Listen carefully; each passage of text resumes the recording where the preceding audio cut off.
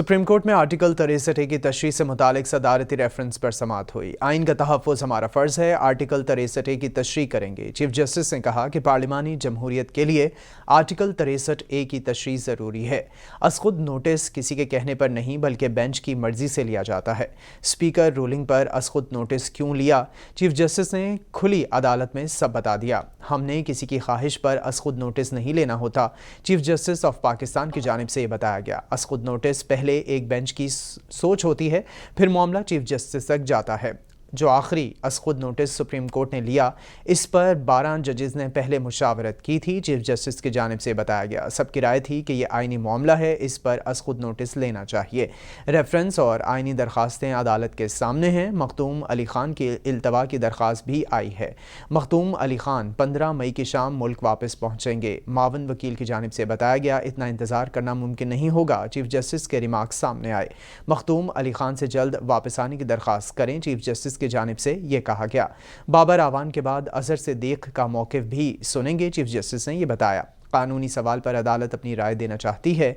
सवाल सिर्फ article 63A की तशरीह का है। जस्टिस एजाजुल हसन की जानिब से यह कहा गया, तशरीह विफाक पर लागू हो या सूबों पर, यह हमारा मसला नहीं। जस्टिस एजाजुल हसन की जानिब से यह भी कहा गया, अदालत को जो भी राय आएगी तमाम फरीक इसके पाबंद होंगे।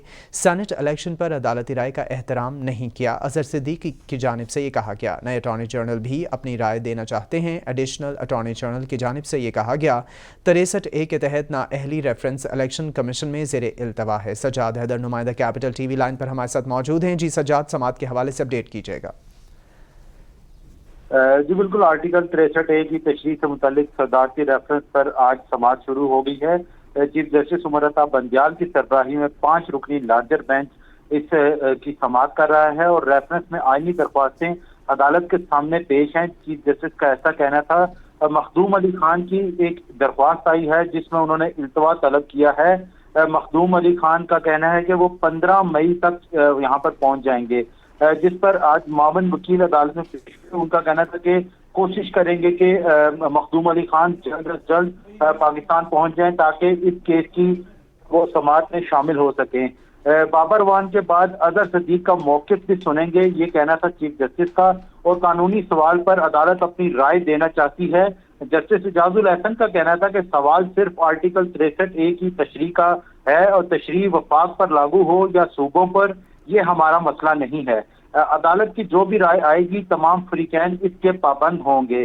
अजहर सिद्दीक का यह कहना था कि सेनेट इलेक्शन पर अदालत की राय का एहतराम नहीं किया गया, जिस पर एडिशनल अटॉर्नी जनरल का कहना था कि नए अटॉर्नी जनरल भी इस केस में अपनी राय देना चाहते हैं। उनकी तैनाती कर दी गई है, वो जल्द ही अपने ओहदे का चार्ज भी संभाल लेंगे। उनका ये है, अगर वहां पर एक फरीक के खिलाफ फैसला आएगा तो लाजमी है कि वो सुप्रीम कोर्ट से रद्द करेगा। इसके बाद आज सुप्रीम कोर्ट में एक जो असखुद नोटिस लिया गया था, उस हवाले से भी चीफ जस्टिस ने खुली अदालत में बताया कि हमने किसी की ख्वाहिश पर असखुद नोटिस नहीं लेना होता। असखुद नोटिस एक बेंच की सोच होती है और फिर मामला चीफ जस्टिस तक आता है। जो आखिरी असखुद नोटिस सुप्रीम कोर्ट ने लिया था, इस पर 12 जजेस से पहले मुशावरत की गई थी, जिसके बाद ये असखुद नोटिस लिया गया था और सबकी राय ये थी कि आईनी मामला है, इस पर असखुद नोटिस लेना चाहिए। केस की समाअत अभी सुप्रीम कोर्ट में जारी है। जी सज्जाद हैदर, आपने कहा कि अदालत की जानिब से कहा गया है कि फैसला जो भी आएगा तमाम पर लागू होगा और सब इसके पाबंद होंगे, तो फैसला कब तक आने की उम्मीद जाहिर की जा रही है? अभी तो ये केस चल रहा है, अभी बहुत सारे वकील और जर्नल इनकी अभी जो अपने दलाइल हैं वो रहते हैं और कम से कम भी अभी 2 से 3 दिन या 1 हफ्ता भी इस केस में लग सकता है, जिसके बाद अदालत अपनी राय जो होगी आर्टिकल 63A के हवाले से जारी करेगी। जी सज्जाद हैदर, आप हमें इस हवाले से आगाह कर रहे थे।